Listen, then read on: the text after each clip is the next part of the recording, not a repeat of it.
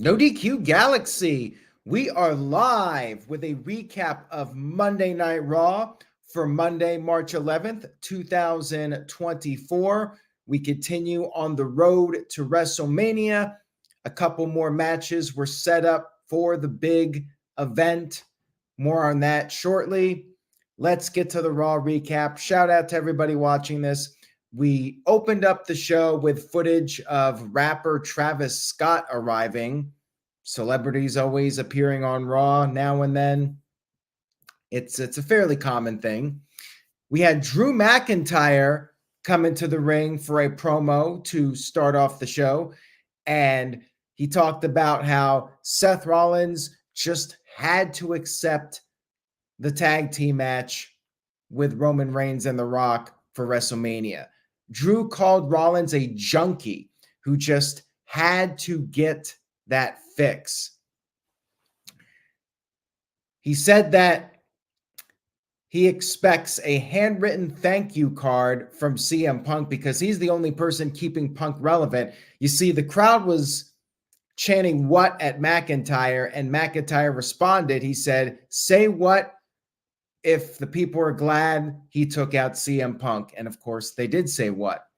Not quite as good as when The Undertaker said, "Say what if you sleep with your own sister." That was the best response to the what chant ever. Anyways, Seth Rollins came out, interrupted the segment, and he dared McIntyre to give him one more Claymore. He even got on his knees. He turned his back. He was trying to provoke McIntyre. Rollins even compared McIntyre to CM Punk, said that he thought Punk was the biggest hypocrite until he met Drew McIntyre, and said that McIntyre has been getting help from the Bloodline, even though McIntyre was complaining about the Bloodline. And Rollins said he will take down the Bloodline at WrestleMania, and then he is going to stomp McIntyre's head into the mat. And McIntyre responded saying he is not going to be provoked by Seth Rollins, and he walked off. And Rollins kept going. Rollins said that the bottom of the things he's worried about is Drew McIntyre. And McIntyre acted like he was going to get in the ring, but then he stormed off. He kept his composure. So we'll see what happens as we get into WrestleMania. Pretty good segment here. McIntyre was awesome on the mic, as he has been as of late. We had several video packages hyping up the main event of the show, the Gauntlet Match to determine Gunther's opponent for WrestleMania. Shout out to WWE Fan 2000 Geo, who sent in a $2 super chat. Says, overall, great Raw. Looking forward to WrestleMania. WrestleMania is shaping up to be an amazing show. On paper, this could be one of the greatest WrestleManias of all time. And that's saying a lot because there have been some epic WrestleManias over the years. I think it's a really strong card going in, but the question is, will they deliver? WrestleMania can have a lot of hype, but at the end of the day, you have to deliver on that hype. And some years, WrestleMania doesn't live up to the hype. Shout out to Jerry. Hope you're doing well, Jerry. Jerry sent in a $2 super chat. Says, shirt for Raw after Mania, NoDQ.com wowings. Well, definitely if you're going to Raw after WrestleMania, please say yes to No DQ. Bring a shirt. It would be very much appreciated. Bring a sign.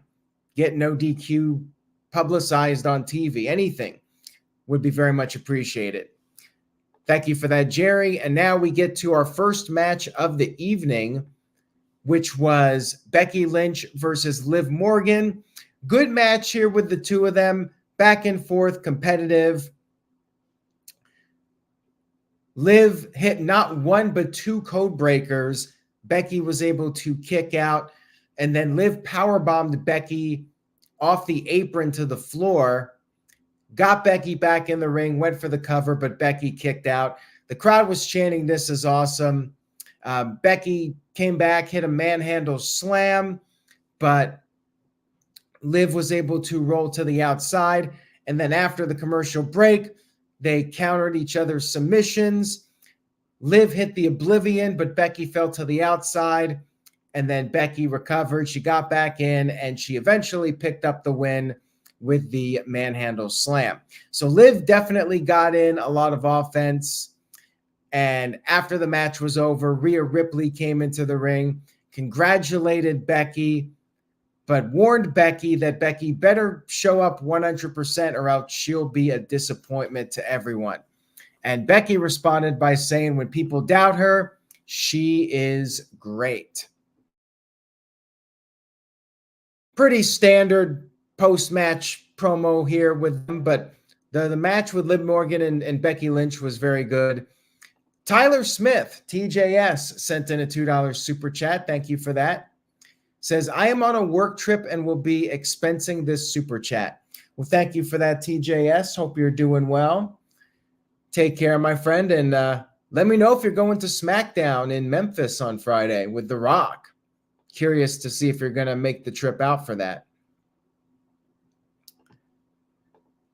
We had Candice LeRae and Indy Hartwell against Ivy Nile and Maxine Dupree.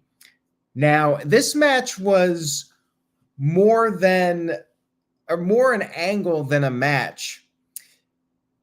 Maxine came in and she started to go for a reverse caterpillar, and Candice stopped her from hitting the move to Indy.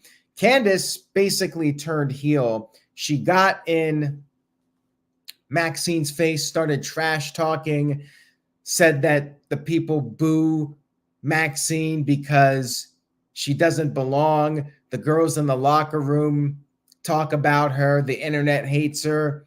And it's a good thing that, this is from Candice. Candice said, it's a good thing that Maxine's dead brother was not there to see this. And Maxine was on the verge of tears, and Indy Hartwell took advantage with a kick, but then kind of felt guilty, and Candice told her to make the cover, so Indy did, and Indy and Candice picked up the win. It was an interesting angle. I mean, they're taking advantage of the real life story with Maxine Dupree.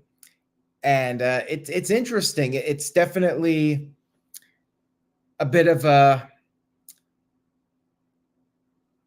AEW-like angle, I guess. I mean, people mention that because Christian Cage is always talking about dead people, dead fathers and such.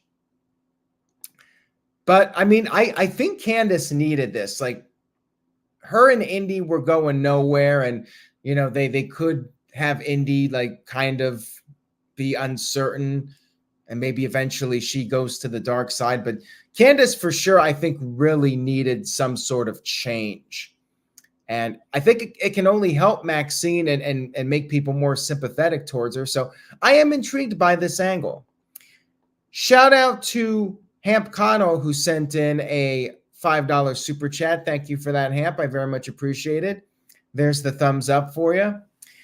Hamp said, today in history, 2003, the WrestleMania 19 main event is given away on free TV weeks before WrestleMania due to believing Kurt Angle would be having surgery.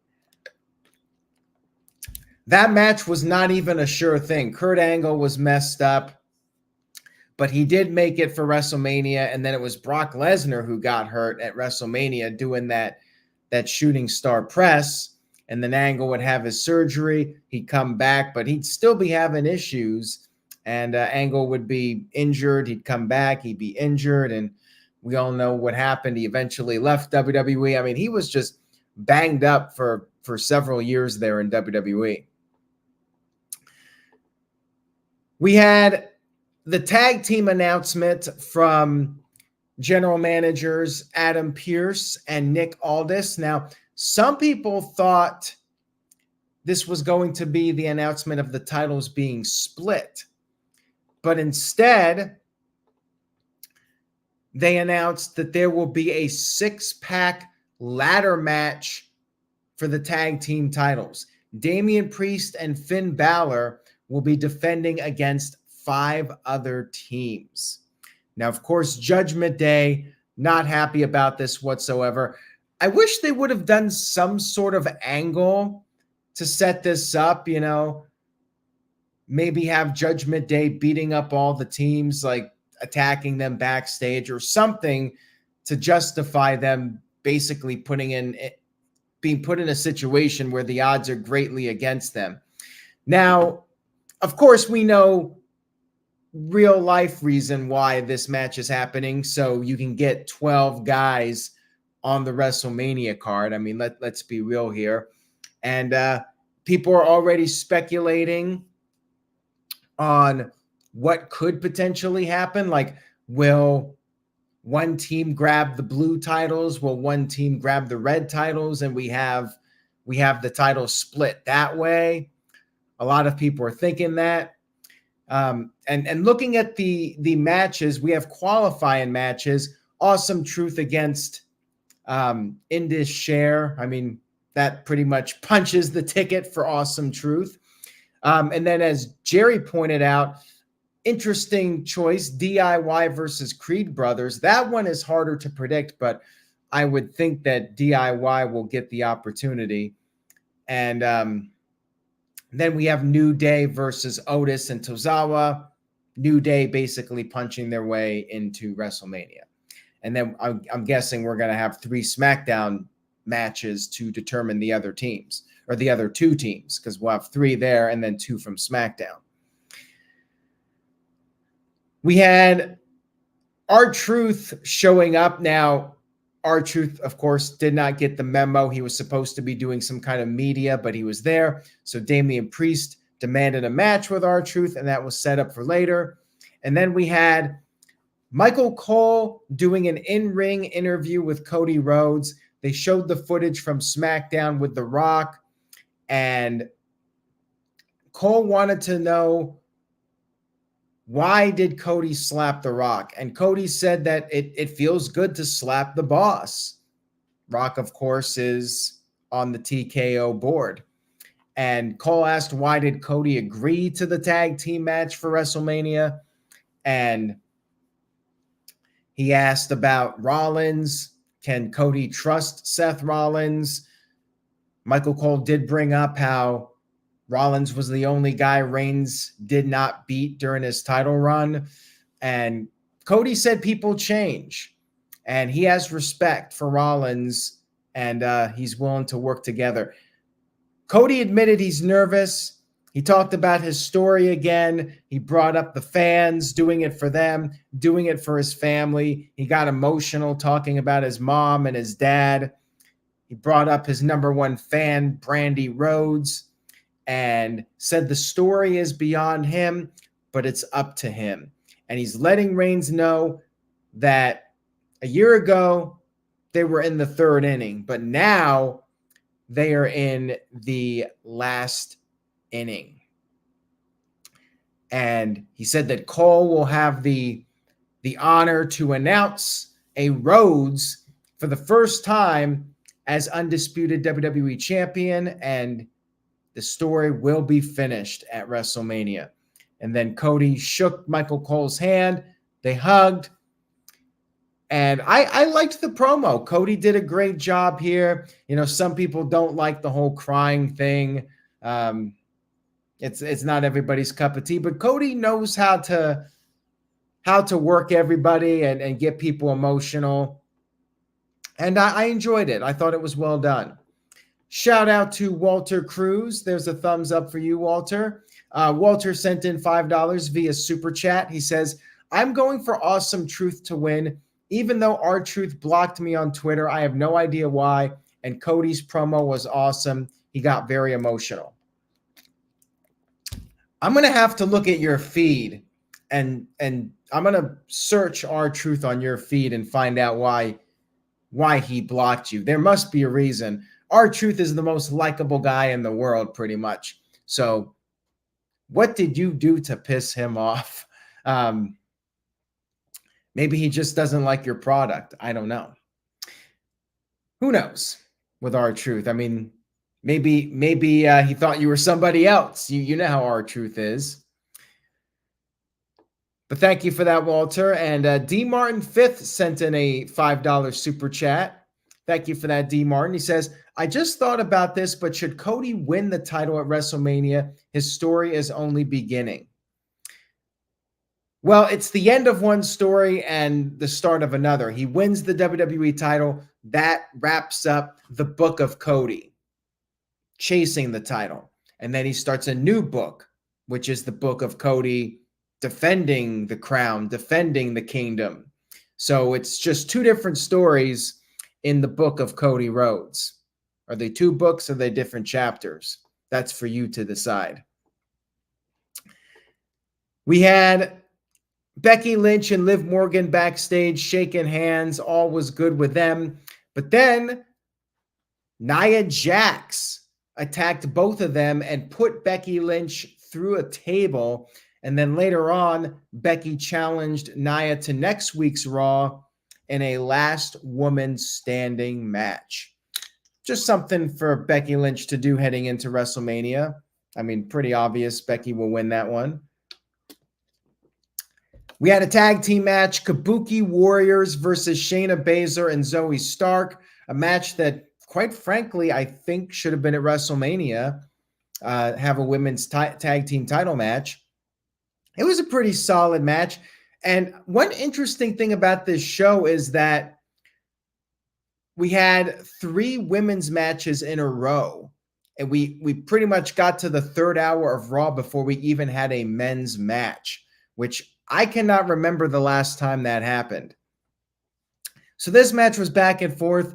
The challengers got in a lot of offense. And the champs almost lost the titles. I mean, Zoey Stark hit the Z360 to Kyrie, and then Basler came in with the knee strike, but then Asuka broke up the pin, and then Basler applied the clutch to Kyrie, but she countered it, and then Dakota Kai grabbed Basler's leg. Dakota Kai was the difference maker in this match. And then Asuka hit her kick to Basler, and then Kairi Sane came off the top with the insane elbow and got the 1-2-3 victory. So as good of a match as it was, now what? Who faces the champs at WrestleMania, or are they just going to be sitting on the sidelines? Like I really think they should have the women's titles defended at WrestleMania, but at this point, like, who do you have? Like, you don't even have any teams for them to go up against now. Zoey Stark and Shayna were basically the top team to go up against them, and now that's done with. We had Andrade meeting backstage with Judgment Day, and he wanted to talk to Dominic Mysterio, but Dominic was not there, so Rhea Ripley said maybe they could talk business at another time. And Andrade said to let him know when they want to talk. We then had Damian Priest versus R-Truth. And I will say this, the crowd was not super hot for the beginning of the show. They were fairly quiet up until this match. They got red hot for this. Like, R-Truth is money. Like, the crowd loves this guy so much. They were on fire for this one, and R-Truth, was having a tough time. He got attacked right off the get-go, but then he made his comeback. He busted out the John Cena moves, even hit the AA, but Priest kicked out, and then he put on the STF, and then DIY came out there for moral support, but then they got attacked by Judgment Day. R-Truth came over the top to save his friends with a dive, but then when he got back in the ring, Priest took advantage hit the South of Heaven choke slam and got the 1-2-3 victory. And then Judgment Day continued their attack on DIY after the match. I agree with Caleb Jacobs in the chat. R-Truth, they at least got to get the red titles or the blue titles if that's the gimmick WWE's going for. But I really hope that Awesome Truth will end up winning. And in this type of match, Judgment Day can drop the titles and, not be pinned. So this is the time to do it. Give R-Truth his moment. They could even switch the titles right back as far as I'm concerned. Just give R-Truth that moment at WrestleMania. Now, Walter Cruz, shout out to Walter. There's another thumbs up for you for the super chat. I appreciate it. He sent in a $5 super chat. He says, with the bloated roster that WWE has, I would showcase people who usually are not on TV just to not risk injury to anyone that has big WrestleMania matches. That is a good point. You would think that people like Seth Rollins, after just being injured, would take it easy until WrestleMania, but he's already back doing matches at live events. And I get that too. Like they want to be wrestling because you keep wrestling. You kind of get into the zone, like you get used to it. Your body is used to it. So like if you're not wrestling and then all of a sudden you do a match, that could also risk injury as well. So I get both sides to it, wanting to keep these guys away. But I think at the same time, you want to make sure they're in tip-top shape. And when you're on the road, when you're wrestling, you're going to be in your top shape for the big show. We had clips of UFC 299. Several WWE stars were in attendance for this show. And one of them was Rhea Ripley. And guess who she was sitting with? They showed him on TV. Not Dominic Mysterio, but her real-life fiance, AEW's Buddy Matthews. Now, the funniest thing about this was Michael Cole said, there's Rhea Ripley at UFC 299. And then Pat McAfee was like, with who? Right as we were seeing the shot of Buddy Matthews. So that was interesting that Buddy Matthews was shown, an AEW contracted wrestler being shown on Monday Night Raw. They didn't even blur him out or anything. So there you go. And they're also breaking kayfabe too, in the storyline. Rhea Ripley is with Dominic Mysterio, and Dominic just got married. He's off on his honeymoon. That's why he wasn't on Raw. He just got married last week. But, in kayfabe, Dominic and Rhea are a couple.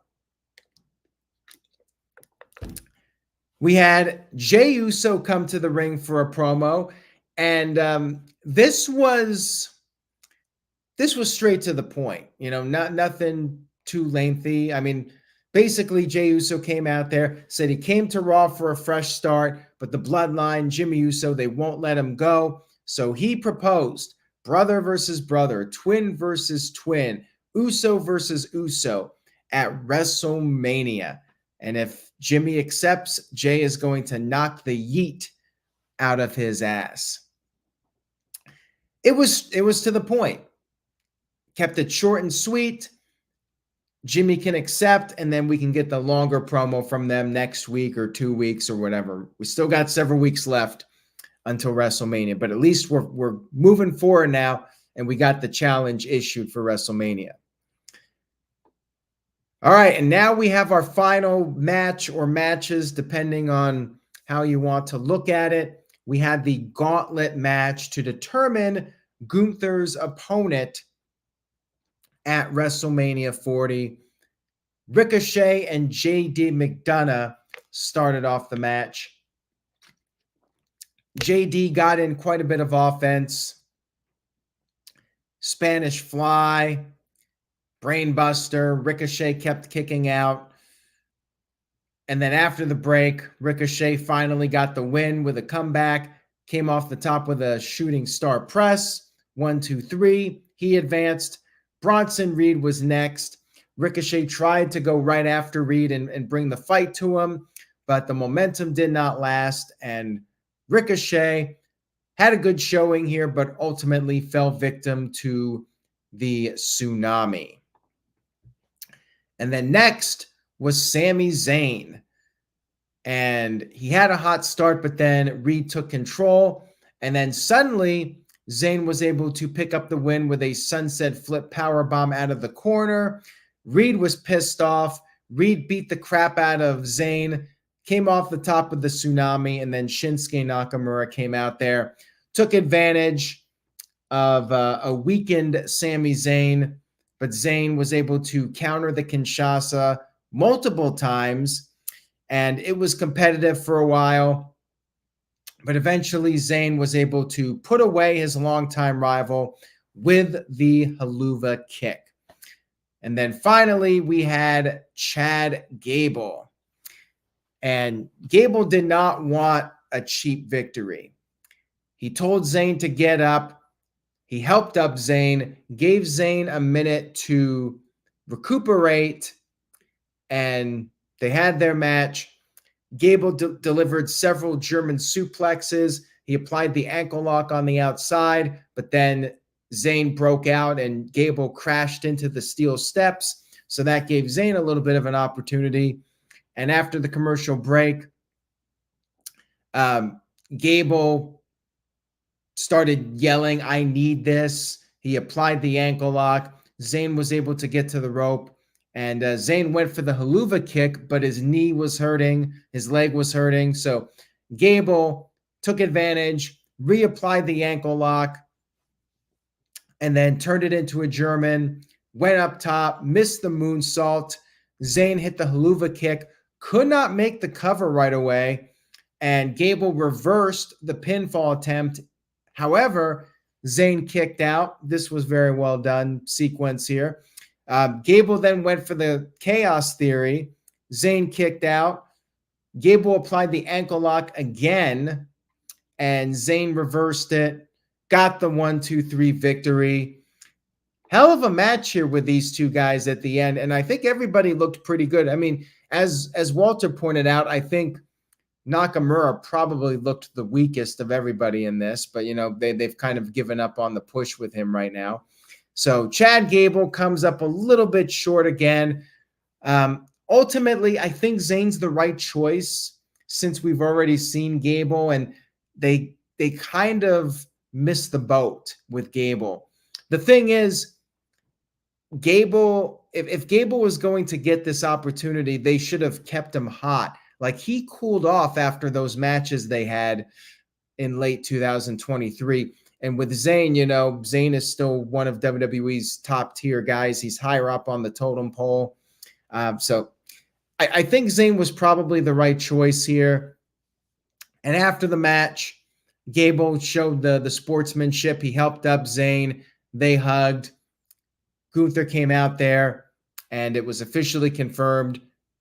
Chad Gable is out. Sami Zayn is in. He'll face Gunther for the IC title at WrestleMania. Now, Hamp sent in a $2 super chat, says, "I hope Brock would come in and pin Sami Zayn to end it." Well, a lot of people were speculating on that, but as I mentioned on the No DQ&A video, by the way, if you missed it, it's up now on demand on the No DQ YouTube channel, youtube.com/AaronRiftNoDQ, or NoDQ.com/YouTube will take you right there. I mentioned that even if Brock's profile is on WWE.com, it doesn't necessarily mean anything. And he, in fact, did not show up here. No Brock Lesnar. Sami Zayn is in. Now, could Brock Lesnar show up at some point and they change plans? Of course, anything's possible. But for now, it's Sami Zayn versus Gunther for the title. The game is on 100, sent in a $2 super chat, says, poor Chad, in Fresh Prince voice, oh well. I feel bad for him, and I don't know if him and Otis will get a tag opportunity at some point. I mean, Otis is in the qualifying match with Tozawa, so he's kind of screwed. So, yeah, it's not looking too good as far as Gable and WrestleMania. Like, I'm not sure what they're going to do with him, if he'll get any kind of an opportunity at WrestleMania. I mean, again, I think they missed the boat on him. Like, he should have gotten that match a while back if he was going to actually beat Gunther. You know, they teased one more match for him, but yeah, it was too much time that had passed since he got those opportunities. And another question, you know, people are wondering about Brock Lesnar. What about Sheamus? Psycho Jet Black is here in the house.